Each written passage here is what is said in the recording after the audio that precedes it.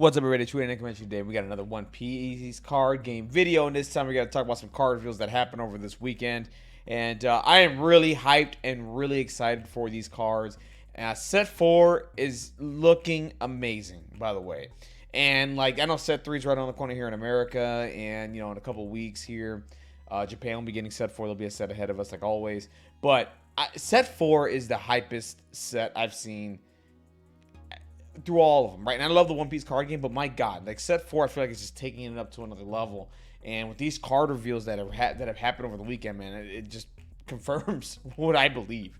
Anyways, if you guys can, do me a favor, like, dislike, comment, subscribe, do all the things y'all got to do. Of course, I'm going to have more One Piece card game content, like always. Also, in this video, we're going to watch a video with these new cards being played in the Blurple Kaido deck. So right after this, we're going to watch a match from Japan that if someone using these cards, it's absolutely fantastic. So let's get to the first one. The hypest card. I mean, Kaido, let me tell you something. Well, Kaido. When it's always a Kaido card for me, it's always a good day, right? There are Kaido fans out there that are doing their thing, and, they love this character. And he's a cool-looking character. He's a badass character. And, I was sitting here wondering, like, when are we going to get Zoan form or what is it called? Or whatever it's called. Zoan form Kaido, you know what I mean? Where he's hybrid form. There you go. When are we going to get that? And we finally do. And let's get to what this card does. So basically, this is a 10 cost, 12,000 beater. He's blue, by the way. He's not purple. He is blue. Okay? And we're going to get into the ability here. Is it Animal Kingdom Pirates? Like I said, cost 10 strike, 4 emperors. On play, return up to 1 character that costs 8 or less, and up to 1 character that costs 3 or less to the owner's hand. This is a powerful, powerful card. Now, here's the thing. You're thinking to yourself, okay, wait a minute. Hold on, Chewie. Wait a minute. 8 costs less, but man, Kaido, Whitebeard's 9 or whatever, blah, blah, these characters that are high cost. Hold on. There is a blue-black leader, right? In Rebecca. Now, I'm not recommending you play this character in that deck, but in black, they have reduction, right? So they have reduction in black. And what you could do is you could reduce the cost of a character and then return those cards back to hand, right? So let's say, for example, you have a character on the field that's a 10 cost or whatever. It comes back to you and your reduction's already on the field. Like, let's say, for example, Tashigi, right? So you rest Tashigi, you reduce the cost of a character, correct? And then you play this card and you just return it back. It's reduction by 3. So if it's a 10 cost, right? You just return it right back to hand. This card's nutty. This card is absolutely insane. And of course, the parallel art is absolutely fantastic. This is just the parallel rare version of him, by the way. There's another version of the character that you can see as well. Really, really, really, really, really cool card. And now this is why, and I think this card will excel more in Blurple, and there's a reason why. We got Who's Who today. Who's Who over the weekend as well. So what does this card do? So Animal Kingdom Pirates, 1 cost. Look at the top 5 cards of your deck. Reveal up to 1 Animal Kingdoms type character other than Who's Who, and add it to your hand. Place the remaining characters to the bottom of your deck in any order. So he has it. So now Animal Kingdom Pirates have a legit searcher now in the game. Now, granted, this isn't purple. If this was purple, I think this card can get the stage for Onigashima, and I think they want to avoid that for purple, with Purple Kaido and all that stuff. But you can play this with Blurple. Right, Blue Purple Kaido, and you can be able to search out those Animal Kingdom Pirate characters. You can grab your 10 cost Kaido if you want to put something to the bottom of the deck. To return cards back to the hand, stuff like that. Like, this is really good. This is really good support for the Blue Purple Kaido, because that was honestly, I wish the Purple Leader Kaido had that ability of Blurple, right? But he doesn't, right? He has the -7 Dawn or whatever, blah blah. And you could trash life. I'm not talking down on the leadership. It's just, it's just anime. You know what I mean? Like, I prefer the Blue Purple Kaido ramp ability, where you destroy a character and you gain you ramp up a Dawn card. So that's just me. That's my personal preference. So really exciting stuff here. And now let's go ahead and watch a match here between these two. These two in Japan. And this is why I love Japan. The minute they get a card, like when a card reveal happens, these guys go on YouTube, and there's a ton of One Piece card game video channels for the One Piece card game. I don't know the name of this one here, but there's a few out there that are constantly putting out content, putting out matches, Every time there's a new card, they proxy it, they put it in here to get it going. So this is really cool. So now we're going to see this in action. And just look how sick. So he's playing Blue Purple Kaido. I see the 9 cost. I see the 10 cost. I see 2 10 costs. I see the who's who. Like, man, this is going to be nuts. I cannot wait. I cannot wait. And I feel like set 4 is all about multicolor. And it is. All the leaders are multicolor. Like, and I feel like some of the cards are going to support some of the older multicolor leaders, like Blue Purple Kaido, obviously. So, man, the only thing I wish for that 10 cost Kaido, I wish he was purple. But it is what it is. It's fine. It's cool. Let's get into this now. So, yeah, it looks like he's running Who's Who, Onigashima, and all that stuff with Blue Purple Kaido. He's going up against Zoro. Which, you know, that's a hard matchup, I think, for Blue Purple Kaido in general. The other thing is, too, the amount of blue support that is coming for in set 4. You know, the Gum Gum Red Rock that can return a character to the bottom of the deck. Stuff like that. Like, blue's gotten a lot of support, too. So the combination of the 2 colors here is going to be really good. So let's get into this here. All right, so I believe, yeah, Zoro's going first. Blue Purple Kaido's going second. He's going to do Izo, do his searching. God, Izo's so, like...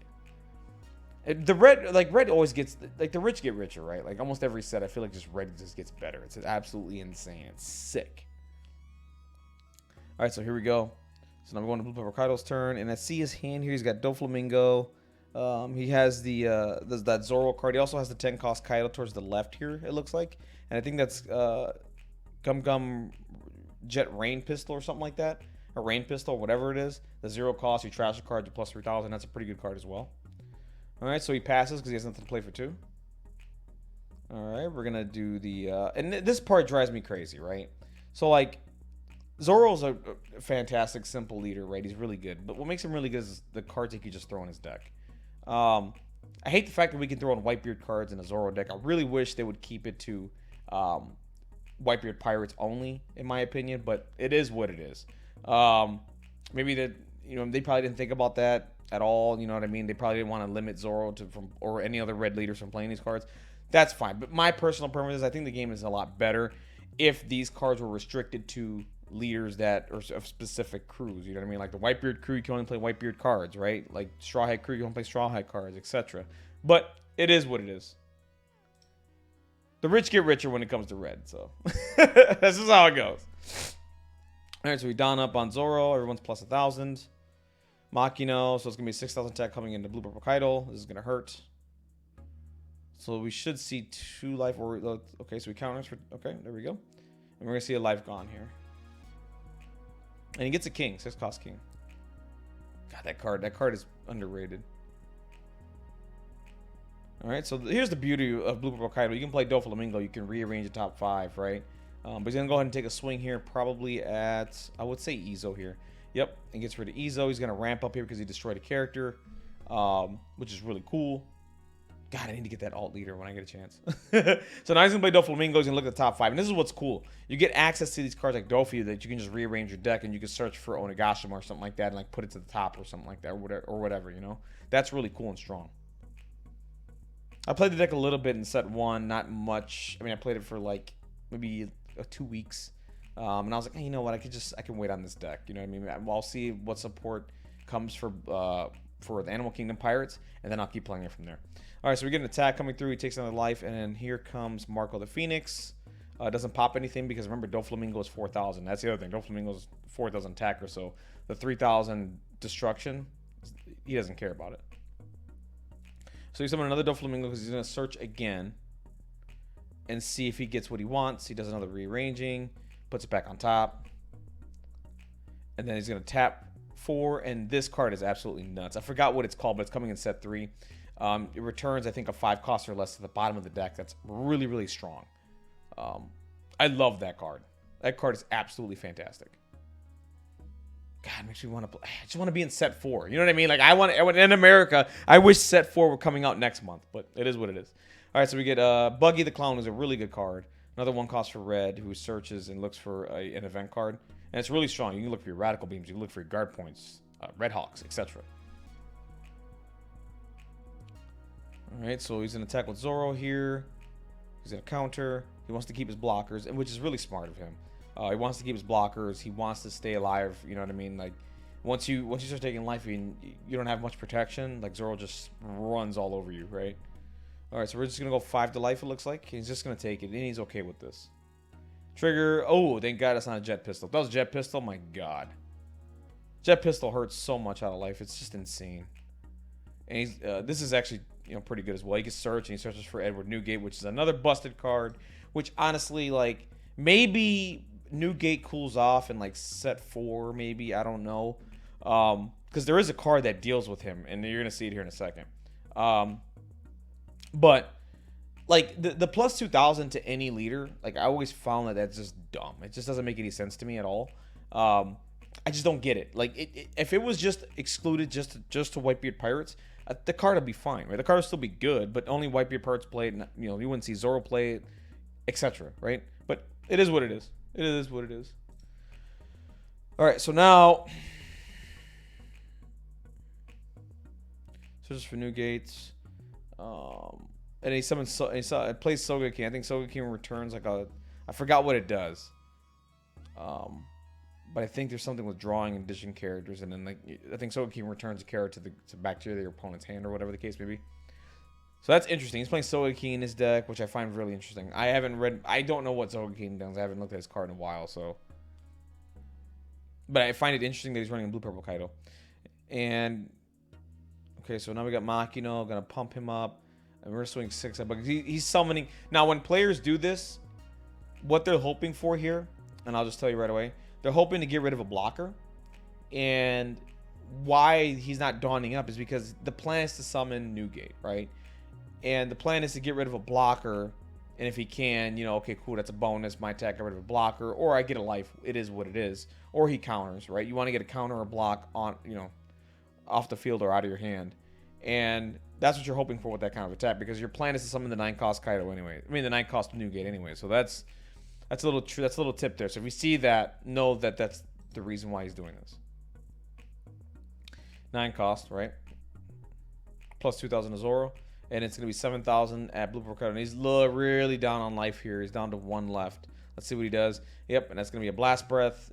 Blast Breath is so goddamn good. 1 cost plus 4,000, just return the Dawn. Like, it's pretty good.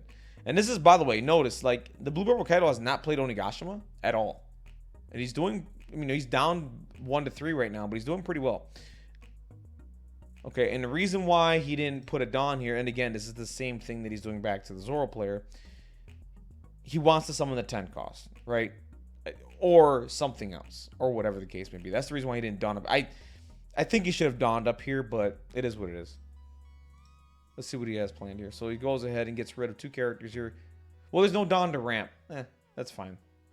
All right, this card is nuts. This is Gum Gum Red Rock. And I believe, if I might have the translation wrong here. This is coming in OP04. I think this card returns any character to the bottom of the deck or something like that. Because, that's Newgate to the bottom. Like, that is soul crushing if you're the Newgate player. You know what I mean? Or if you're any player that summoned a big cost character that just came out, did a whole bunch of work, sent him to the bottom of the deck. That is brutal. And here comes Who's Who. You see he has a 10 cost there, and he's gonna search. He's gonna search for the 10 cost now. So now I believe he. God, look at how sick that artwork is. By the way, for that 10 cost Kaido. So that's really good. So he was able to send that 9 cost at the bottom, and now he doesn't have a field. The way to beat Zoro too is you got to clear that. You got to clear the board. Got to get rid of all their attackers. Got to get rid of everything, right?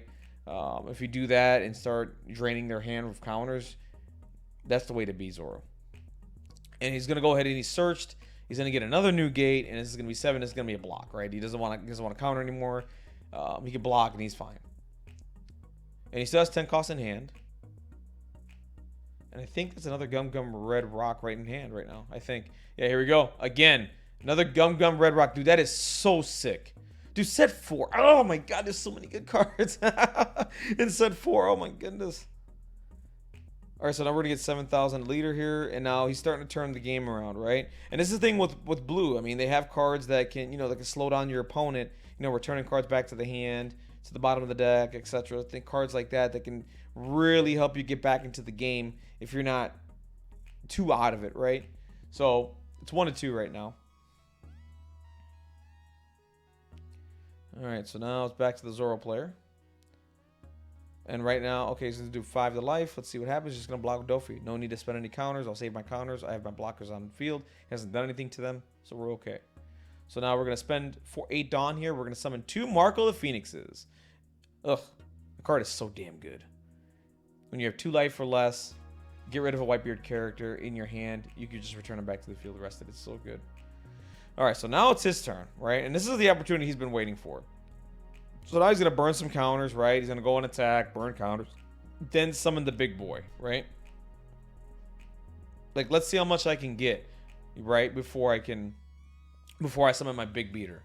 That's basically it. And now here it comes, 10 cost. Now, like I said, he returns 1 8 cost and 1 3 cost or less to the hand. So what's crappy about that is, you know, if it was 4 cost or less, he would have been able to return both blockers there. But now I can see why, from a developer standpoint, they're like, you know what, we'll give you 1 8 cost, which is really good, and 1 3 cost, right? They probably didn't want you to return both blockers and all that stuff just for 10, right? So that's fine. All right, so now we're going to do it again. We're going to summon the blockers again because he's in trouble, right? In his hand, I don't see any rushes. I don't see any more Whitebeards. Nothing like that. He needs to protect himself and keep himself alive so he can go for game at some point later in this game. So now we're just going to get 12,000 to face. 12,000 to face. And he's just going to probably take this one here. He's like, you know what, screw it.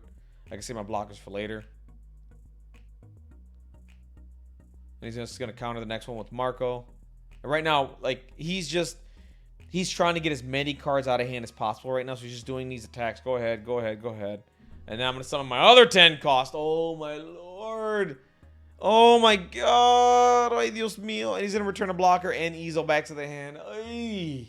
Oh, dude, that card is so good. And he still has 2 blockers on the field.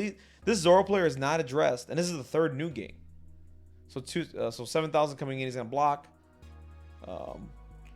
This is the 3rd new gate we've seen. But look at what he has to deal with this, though. He's got 2 12,000 beaters, right? He still has 10 Dawn. So he's going to go ahead and use Queen here to protect himself just in case these attacks fail, right? You want to protect yourself and going into next turn. Because he has a lot of cards in hand, right? So he's thinking maybe he has just a lot of counters going on and I can't do anything about it. So, ooh, we're gonna return a block to the bottom of the deck. God, it's so good. All right, 12,000 to life. Here we go. Takes it. Block this one, most likely. Unless, because he's 7,000. Unless he has, no, he doesn't. So he's just gonna do that. Return 6. So he's gonna go ahead and he's gonna guard point this. He's going to counter this again. All right, now we're back to Zoro. Now he survived. Let's see what he can do this turn. He's got a lot to deal with. Dude, those 10 cost Kaidos. Jeez. So brutal. But the thing here is like he can't really do much, right? So like the Doflamingos are 4,000 attackers, so you can't summon Marco to KO the blocker, right? And to clean up the field. He doesn't have Jet Pistol or anything like this. So we're just going to minus 3,000 here to the Queen. And what he's going to do here is, yep, he's going to give 2 Dawns. He's going to give 1 Dawn to Zoro, 2 to Whitebeard. And what he's going to do is he's going to KO this blocker with the effect. And then he's going to go ahead and block. So he got rid of both blockers just like that. And he still has Marco the Phoenix, and he still has Zoro to attack. And he has no rush in him. If he had any kind of rush right now, I think he'd be in a better position, but he just doesn't. So, yeah, he's just going for game here. He's trying to say, you know what? There's not much I can do. I'm just going to go for it, you know? If I get it, I get it. I don't, right? And he finally got Onigashima, by the way. It took him this long. He's going to go ahead and Blast Breath and counter out, and then that'll be game. He's going to come back to him, and he has no Dawn left. He's just going to go ahead and swing with Kaido and just call it a game here, I think. Pretty sure that's what's going to happen. He's going to do his drawing. Sogen King is back. But, dude, like, you see all the blue cards that are so that Blurple Kaido is, like, the stocks are going to be going up in set 4, and I just can't wait.